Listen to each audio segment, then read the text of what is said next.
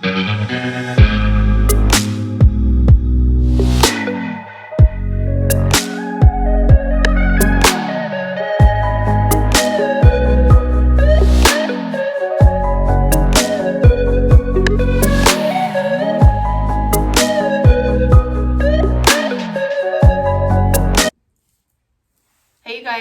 to my channel. I'm Allie Wilkins. If it's your first time here, welcome. And if you're back again, I'm so glad that you're back. So today we're going to talk about the initiatory path, and basically the path of initiation and what that means and what that looks like. So many of you guys who watch my videos and who are in my space are just like me in that you are really deeply committed to soul growth.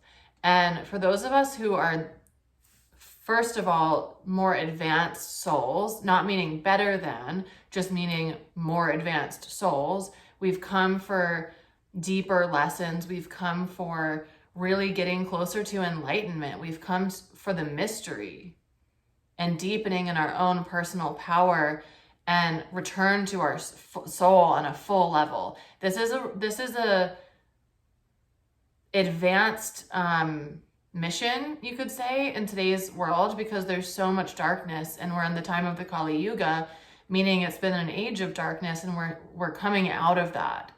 And so in order for us to come out of the Kali Yuga and move into the next age and move all the way up to the next golden age, it requires us to go through deep initiation, and you have to be really committed to this path if that's the path you've chosen. Now, I think that our souls choose this path far before we come into this incarnation. It's not a choice that you're necessarily consciously making. Like, you will have to make the choice to choose to desire to be your highest self and to choose to grow and to be like, look at yourself and be aware. But I actually think that choice was made a long, long, long time ago. And many of you who are watching this, who are called to this video, were probably ancient souls in the time frames of Egypt, like ancient Egypt. If you think about like 10,000 BC to 3,500 BC, before the patriarchy started to come in and really taint the energy, and that's really when the age of darkness started to come in. You probably had lifetimes in that time span where there was unity consciousness. And so our soul remembers these timelines, and innately, once if we've chosen the path of soul mastery, then our soul wants to return us to that unity consciousness, which means that we have to be able to look at all of the darkness of what the Egyptians called the shu. This is like, it's a shadow field, it's the collective pain body, but we have individual pain bodies as well. So that's the work that has to be done in order for us to return to unity consciousness. It can't just happen because we have a nice meditation or we're feeling zen for 2 hours. This is something that we're working through to feel 24/7. And when we are interacting with anyone, we're feeling this unity consciousness. So if you're like me, you've probably experienced that in moments and hours and time spans. Like when you're by yourself, it's really easy to feel that. But then when there's interactions with other people, particularly relationships or family, or just, the everyday comings and goings of daily life, it can be harder to hold that energy. So today I felt really called. It felt like this was needed in the field today. And whenever it's finding you, it's the perfect timing to just talk about initiations. So initiations, this is an ancient technology of spiritual mastery and of sacred science, not the type of science that we know today. I'm just looking in the lake. There's an alligator, which is sweet. Anyways, has particular meaning for me that I'm making this video and seeing him. Anyway, so initiations are nothing new. How we experience initiations today are different because of the type of environment and world that we live in. So in the ancient times, initiations, you would have gone to a temple, and like from what I've studied about this, and had different memories as well. And this would have happened like in ancient Greece and Sumeria and ancient Egypt. Like this would have happened any place that was really honoring the sacred sciences and cared about the process of spiritual mastery. That's sort of a hard concept for us to even grasp today because our current society does not care about spiritual mastery at all. It's not something that's really talked about. And you could consider like the spiritual community or the New Age movement talking some about that, but that's like sort of an amateur version of this. So in ancient times, people would have conducted ceremony initiation in a really different way. There would have been times that you would go to the temple and perform ceremony depending on what the ceremony was and what level of initiation you were going into. These would differ also based on the culture, but you would go and do basically acts of, you'd be put in like initiatory testing, and it would be something that was contained and something that was led and something that you would be the initiate coming into this experience, having some idea of what you were going into, but not really. And it would be something that would test your mindset. It would test you mentally. It would test every aspect of you to see how strong you can hold on to the soul, essentially, and to see what happens in those challenging moments. Today, we don't really have those spaces.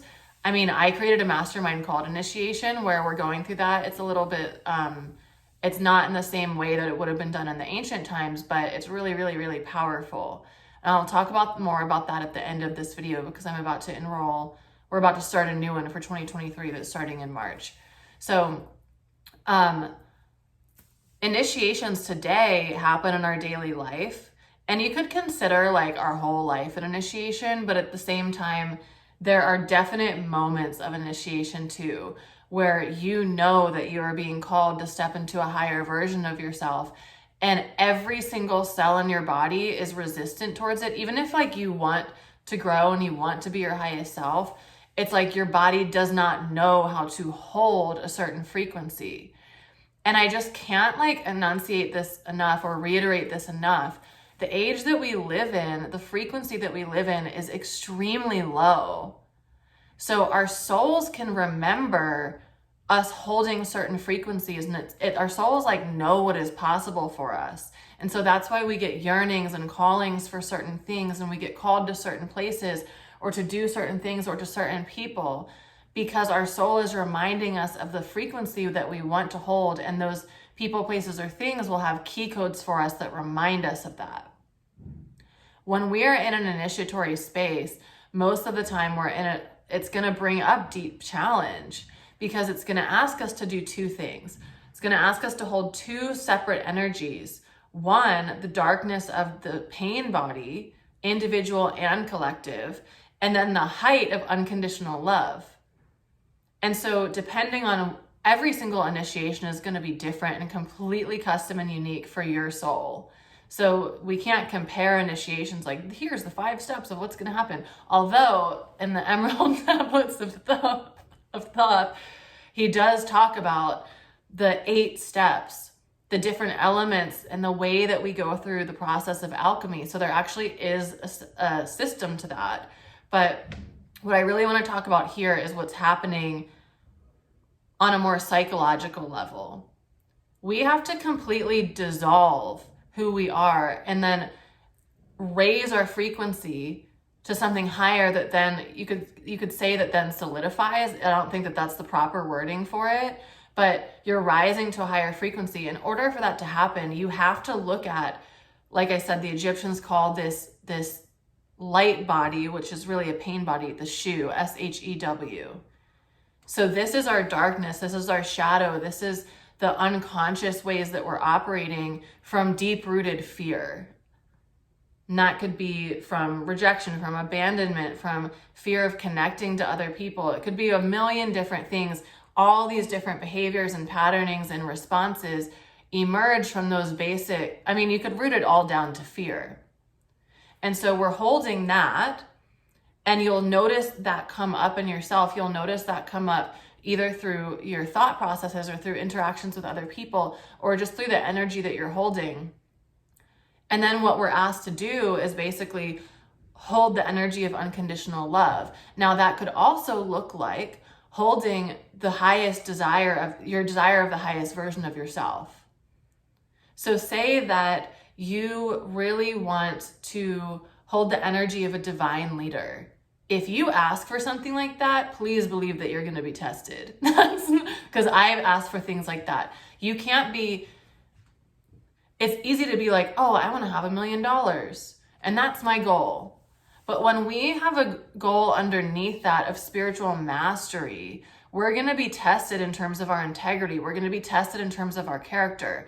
And anything that you want that's currently a different frequency or a different vibration that what you're currently experiencing, you're going to be tested. But when you're doing it from a space of the sacred, when you're doing it from a space of wanting to come into your soul's highest fulfillment, that's totally different from the 3D version of your highest fulfillment. They're not the same. Your soul does not care how much money that you have. Your soul cares if you're being what you came here to be. Your soul cares if you are at the frequency that it desires to be at. So our 3D desires are often going to conflict with that. When we enter initiation, we're coming into a space of deep challenge, and we're asked, can we hold unconditional love as we're in this challenge, still holding our mental fortitude, still holding our emotional compassion and strength and vulnerability at the same time? How much of ourselves will we allow to dissolve and trust that the soul will still be there and something new will be rebuilt?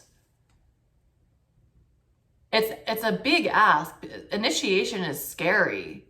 It's so challenging. But what initiation is doing for us when we come into these deep spaces of,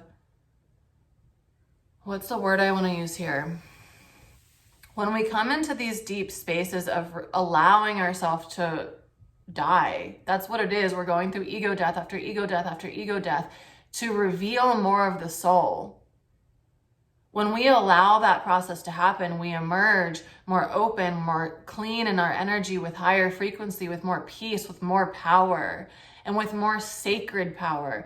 The word power in today's language does not mean what power actually really means, because we see power in a very different way. I believe our power is what is the extent that we can completely live from our soul. So when we're in a space of initiation, it's asking you to completely dissolve yourself. Can you trust enough to do that? When you're going through like the first one, often this will involve the dark night of the soul. I made a whole video about that, so I'll put that video up in the corner. Maybe open another tab and save it to watch after this. Usually when we're going through our first initiation, it's going to include a dark night of the soul, because that's the first real big ego death. Awakening and initiation and ascension are not the same things. Awakening is just when you start to open your eyes, but it doesn't mean you're embodying it yet. It doesn't mean that for me, awakening was not internal. Awakening was seeing, oh, the entire external world is not real. Oh, everything that I thought was true is no longer real. So there's some internal aspects of that, because we have to face off with like, oh, what is real in this universe? My thoughts are creating everything.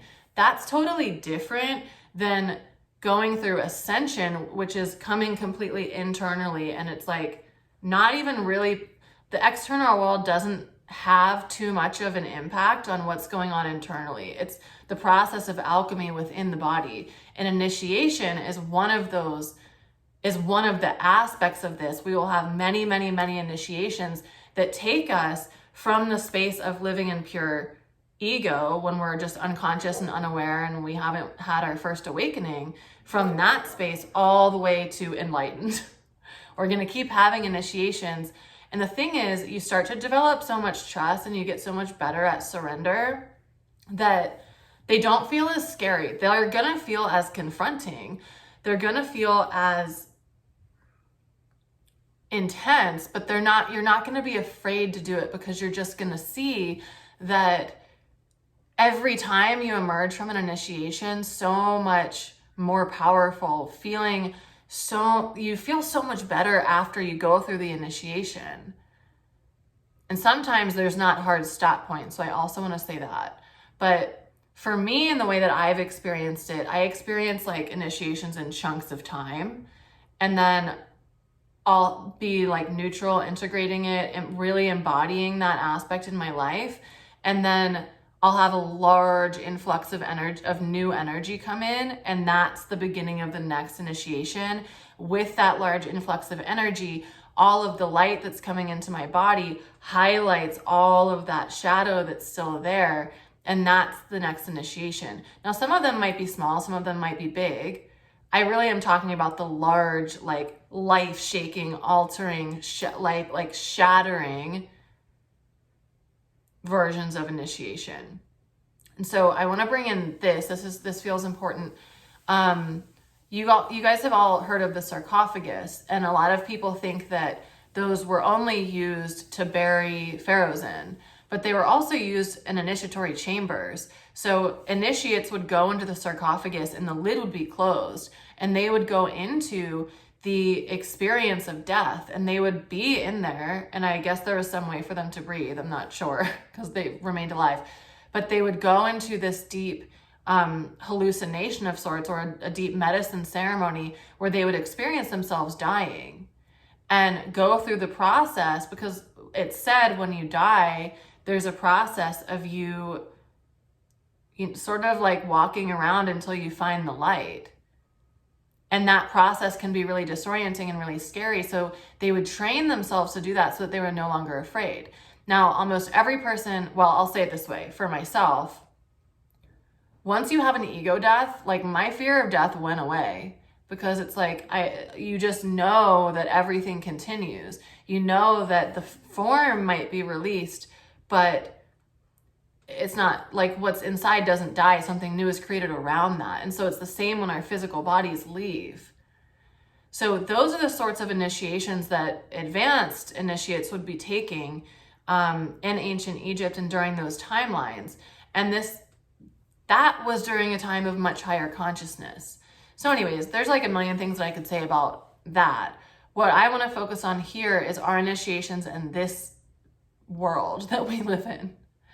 So we can consciously enter initiations. That's why I created the Initiation Mastermind, because I recognize that we're living so out of tune with nature's natural rhythms that I just had the question for myself, what would happen if we actually attune to the cycles, to energetic cycles? Like what would happen?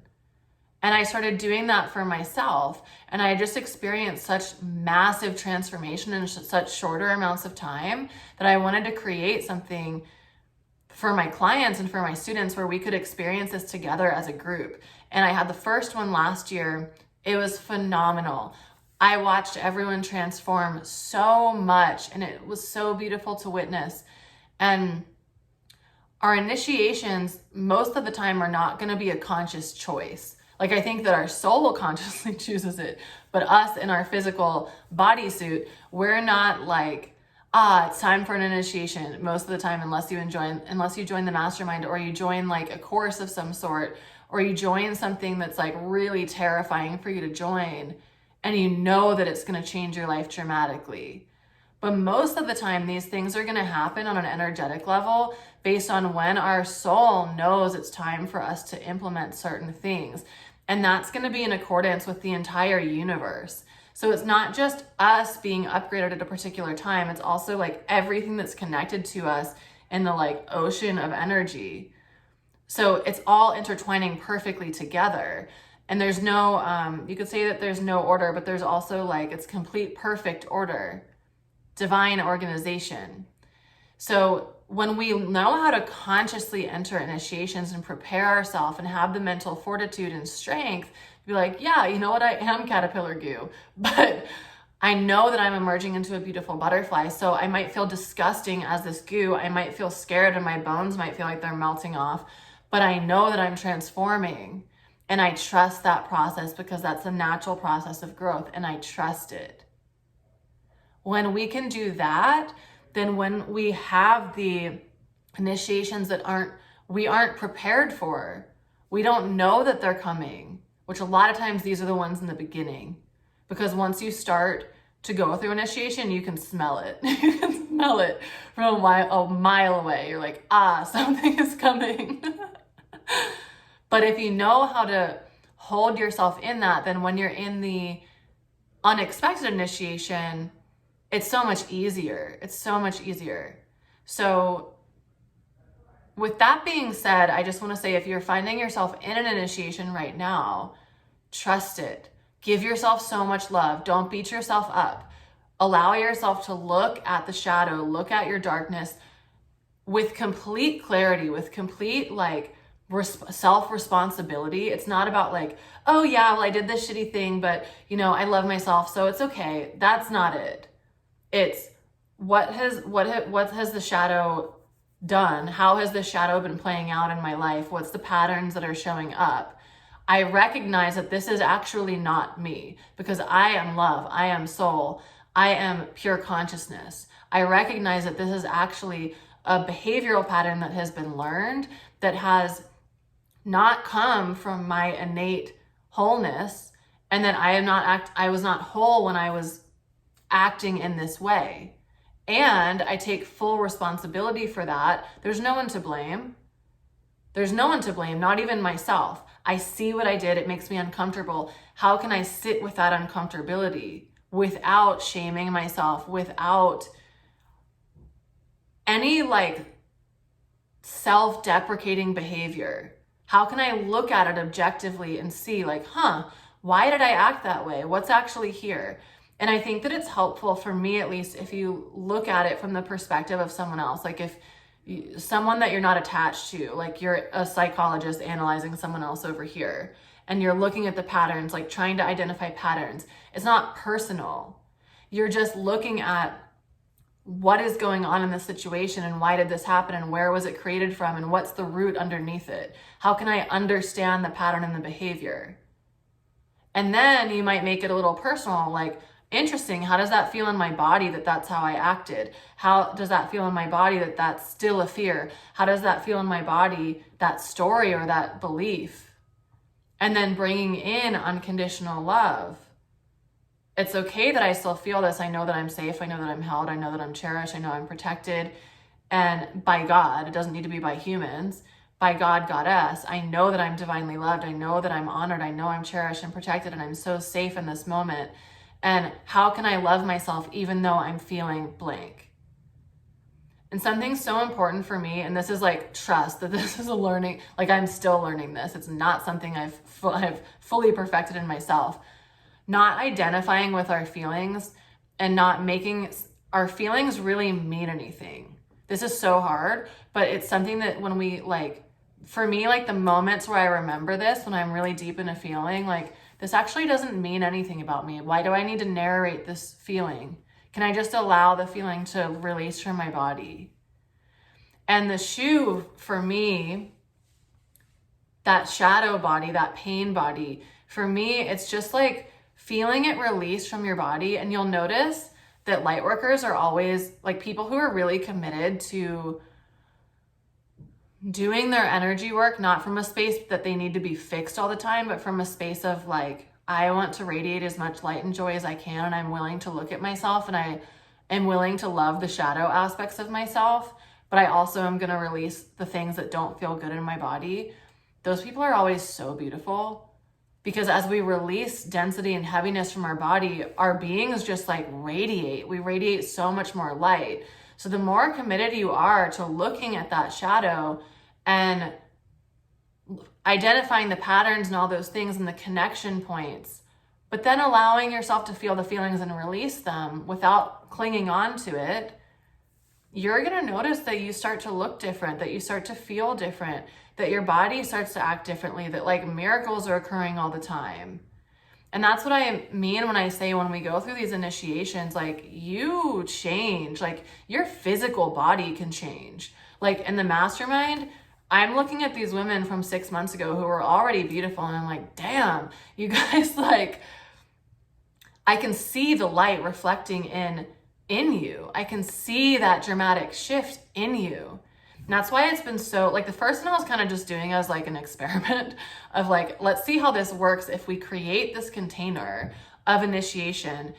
It blew my mind how that I was called to start it on certain days and to do certain things on certain days with them.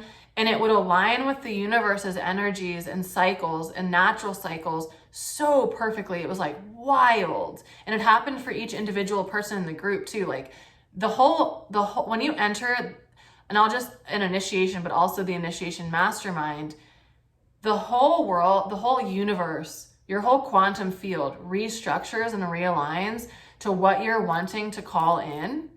And it will create the events and the spaces and the feelings and emotions and all the things that are needed to show up in order for you to become that thing. And so what I have this set up as is, I identified in my study of initiations in ancient cultures, my memories of this, and then just my own experience and watching clients for like 5 years having transformations, I identified there's 6 cycles. We go through 6 energetic cycles in the transformation. That's the period of transformation. And so that's what we're doing over 6 months. We have 1 cycle each month. And what we're doing, you come in to this 6-month experience with an intention of, who do I want to become? Not what goals do I have? Who do I want to become? What archetype or what aspect do I want to bring to life more? And really anything that comes to you when you think about, what do I want in my life and who do I need to be in order for that to happen? We go through the 6 cycles, and at the end, you are holding that embodiment. It's beautiful. So the next one is starting in March. And what we do is we meet every 2 weeks, and we have a mastermind call every 2 weeks live for 90 minutes to 2 hours, depending on how many people are in the space.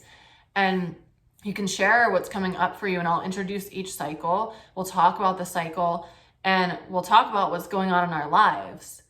And I'll give you mentorship and guidance, and the other women in the group will do the same, not necessarily on the group calls. We also have a Voxer chat group. So we can text all day long in that group and give each other guidance and share what's coming up in the specific moments that they're coming up. And my job in that space as the facilitator is to hold you in what you're wanting to become, to lovingly stretch you, to nurture you, and to encourage you, but also to hold you in the challenging moments. And this is one of my gifts, that I'm really good at balancing both of those things. Not letting you slip on what you say you want to become, but also holding you so it feels like a safe space. And at the end of every call, I do an Akashic activation. And so this is something that's channeled in the moment for specifically the people in the group. And this is going to help you work with whatever's coming up for you in relation to that cycle. And these are like wild, how the same activation comes through and then touches everybody differently, specifically depending on what's going on in their life. So we do that every 2 weeks. And you also have 3 Akashic record readings that are personal, and mentorship calls, whatever you would like to use in that time, that are 90 minutes to 2 hours each. So the next one is starting March 3rd. I'm so excited. It's 6 months. So we're going to go through the beginning of September. And the early bird rate, I believe, is available until February 11th. But if you're interested in this, you need to apply. And that's, most people who apply I'm gonna accept you into the space. It's really just to make sure that you're committed and that it's something that you're really committed to your growth. That's basically it. And that you're a safe person to be in this space, in case I don't know you already. So you can, I'll put the application in the comments below, and also just the landing page, so you can look through what it's about. You can see some of the reviews, etc. And yeah, so the early bird rate is going to be through February 11th. You're going to save, I forget how much you save, maybe like $1,000. I think it's like $1,000 if you sign up early, and you get an extra Akashic record reading. So it's like a really great deal. If you know you want to do it, just sign up early so you get the extra stuff and you save some money. I do have a payment plan available too. Let me think, is there anything else? If you have any questions about it, just email me, or you can message me on Instagram. You can also book a 30-minute call if you're interested. Only do that if you're really, really interested. Like, be respectful of my time. You can, if you're not sure, you can just message me on Instagram or email and ask some different questions. But if you're really thinking about it and you're like, I really just want to make sure it's the right fit for me, feel free to book a call on my website. We'll have like 20-30 minutes together to talk about if it's a fit for you. And if it's not, then we can find something else that is, or I can give you other suggestions even outside of myself that I think would be a better fit for you if it's not the right fit. So yeah, I'll put all the links in the comments below. Let me know how just the conversation about initiation itself has touched you, how your experience of initiations are. And I'm sure that this topic will come up again. And like I said, I'll put that Dark Night of the Soul video also in the comments if that's the space that you're in, so you can watch that and maybe that will help you too.